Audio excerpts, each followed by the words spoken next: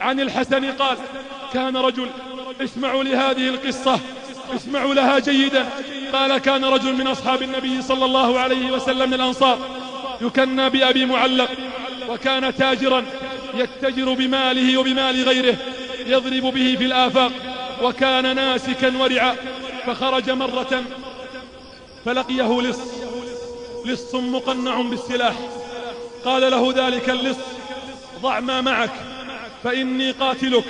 قال: ما تريد من دمي؟ خذ المال. قال: أما المال فهو لي ولا أريد إلا دمك. قال: إذن اتركني أصلي 4 ركعات، إنها الصلاة يا عباد الله. قال: اتركني أصلي 4 ركعات.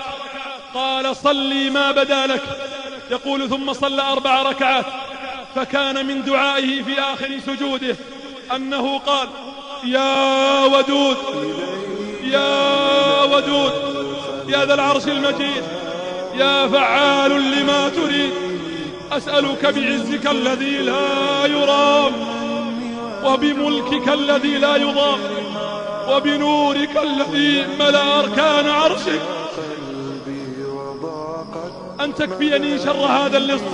يا مغيث أغثني، يا مغيث أغثني، يا مغيث أغثني.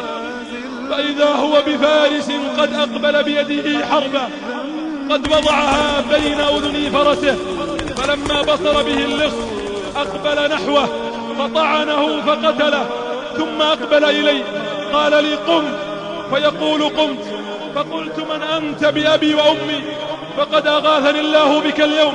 فقال: أنا ملك من أهل السماء الرابعة. يقول: أنا ملك من أهل السماء الرابعة، دعوت بدعائك الأول وسمعت لأبواب السماء قعقعة. لا إله إلا الله.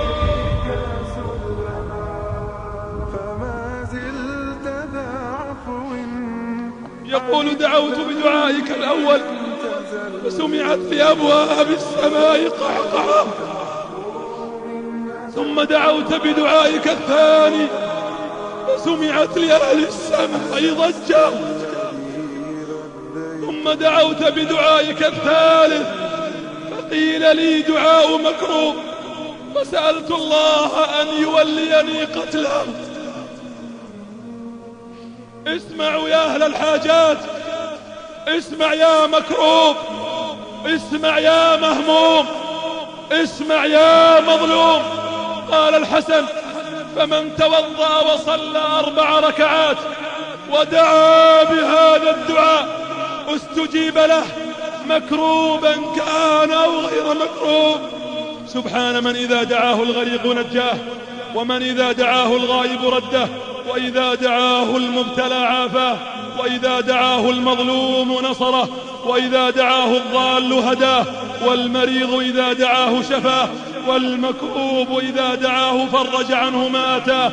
ليتنا ندعو الله كثيرا، ليت ضعفنا يتصل بقوته وفقرنا غرباء ولغير الله لا نحمل جباه، غرباء وارتضيناها شعارا في الحياة، غرباء ولغير الله لا نحمل جباه، غرباء وارتضيناها شعارا للحياة.